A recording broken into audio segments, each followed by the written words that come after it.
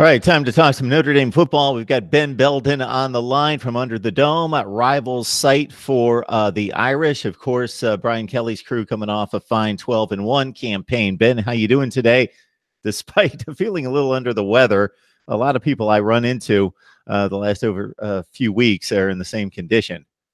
Yeah, the last couple of days kind of came down with the sinus infection, but I'm on the mend and just trying to survive this polar vortex weather here in Ohio. But other than that, I'm doing well. Yeah, I think we've got about another day, and then we're going to be lifted from it, or it's going to be lifted off of us, fortunately. Right.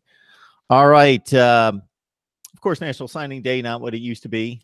All the focus in December. That's where basically the top 90% of the players have signed, but still a few big targets out there, loose ends to be tightened up. Your take on Brian Kelly's push toward next Wednesday? Yeah, so Notre Dame really only has two potential guys that they're kind of waiting to hear from. They did really well in the early signing period. They have actually 10 signees that are already on campus who started school. I guess it was, I don't know, 2 weeks ago as early enrollees. And then they've got something like, I think their whole class is, as far as who signed national letters of intent, there's, I believe, 11 more that signed letters of intent that'll be there, in the summer as soon as they graduate high school. And then there are two guys that one seems to be leaning Notre Dame's way and the other one doesn't. And those two guys are Isaiah Foskey. He's a kind of a weak side defensive end, a pass rusher that all indications seem to be that he is headed to South Bend. If you go on 247sports.com, they basically have him listed as, 100% going to be coming to South Bend. So barring any last second, I guess, surprises, he'll be there. And then the other guy is Asa Turner, who made headlines, I suppose, because he had committed to Washington. Seems he's from the state of Washington. I don't know, seemed pretty much a lock to be a Husky, and then kind of on National Signing Day got cold feet a little bit, and Notre Dame was a close second, and it's still kind of up in the air where he's going to go, but it seems like he's leaning towards going with his original commitment, and that's, like I say, to the University of Washington. So just really two guys for Notre Dame to keep an eye on. Foskey is, a guy that they're really excited about, that they can, in the mold of a Julian Okwara or a Dalen Hayes, I suppose, a rush type of a guy. And then Asa Turner is like a safety type of guy that Notre Dame was maybe thinking about, depending on how things worked out, using them at the rover position, which is kind of like the safety linebacker hybrid that they use. So he doesn't look like he's coming to South Bend, however.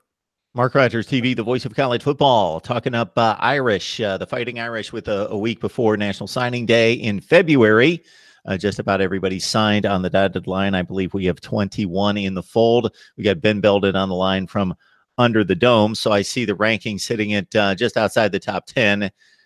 So that could mean a lot of things. We have to see it all play out, of course, but gives pretty indication that the class is strong. But maybe there's some separation between the top 3 or top 5 and in that 10 to 15 range. So how are you feeling about the haul so far? I think that this is a good complementary class to what Notre Dame's football team currently is. Notre Dame loses some offensive line talent again this year, and they've addressed that and added depth to that group. Some of their top guys, Zeke Correll out of Cincinnati, Ohio. He's a center. He's one of the better centers in his class. 4-star recruit, might start next year, or at least he'll be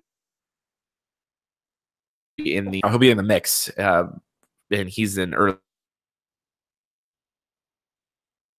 going to probably be in the mix for the starting center.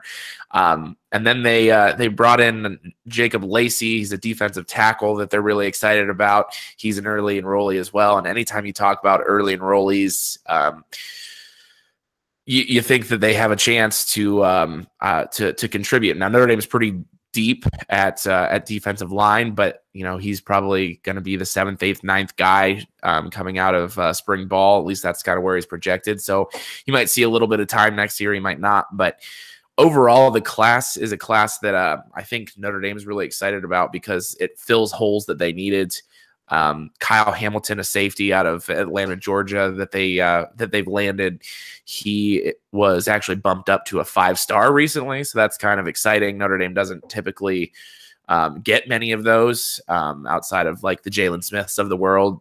So those are sort of few and far between. So I think overall, even though I think 24/7 Sports ranks them at 14, 14th in the country, I think that, even though that number is a little bit higher than I think a lot of people would like, I just think that it's a good class, and that, I've read other experts saying that there's not 14 other classes that they'd rather have in South Bend. So I think that number might be a little bit deceiving, and overall it's a pretty good class.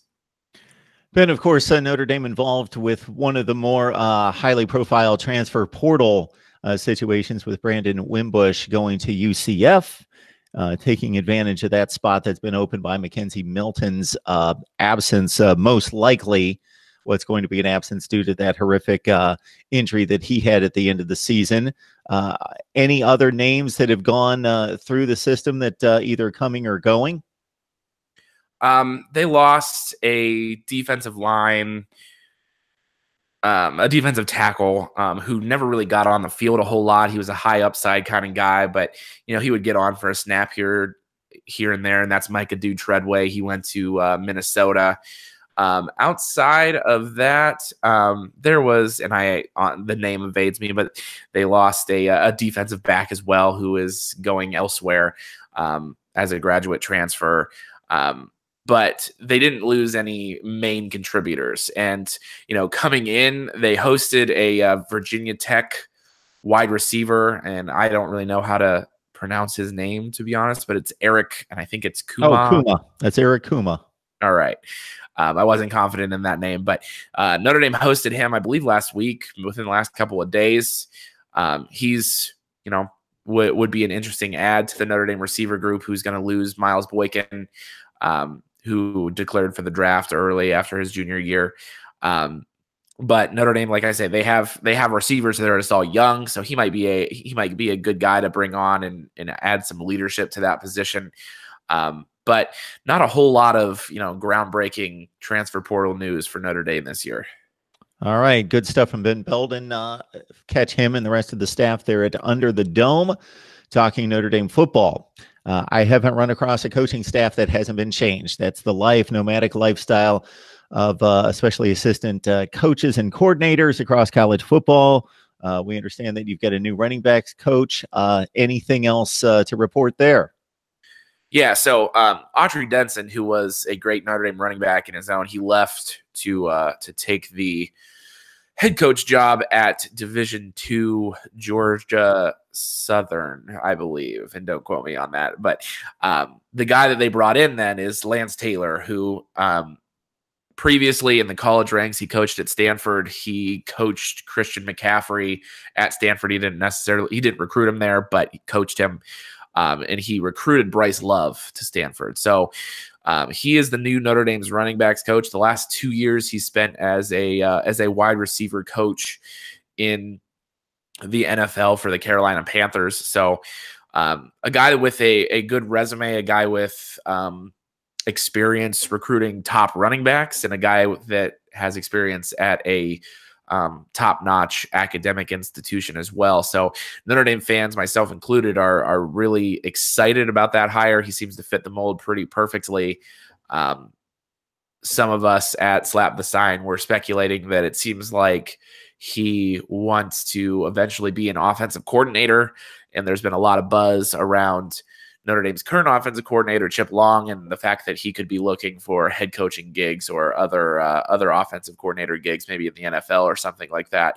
So the speculation is that maybe he was brought on to be the offensive coordinator in waiting. That's, like I say, that's kind of me conjecturing a little bit. I don't have any inside information on that, but that's kind of what the thought is. So, and other than that, that's really this is Notre Dame coaching staff has gone under a lot of turnover the last couple years, and not so much this year, which is kind of nice.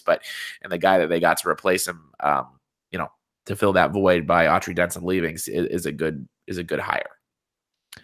Ben Belden from Slap the Sign and his podcast Under the Dome. Please check him out right there. The Twitter feed is Under the Dome _ND. Under the Dome _ND. Ben Belden talking Notre Dame football. Ben, hopefully we can have you back in the ensuing weeks. Get everybody set up for spring football. Look at what's always an intriguing schedule because it's got the most moving parts and pieces outside that Power 5 conference structure. And we can go from there. Absolutely. Thanks. Thanks a lot, Ben.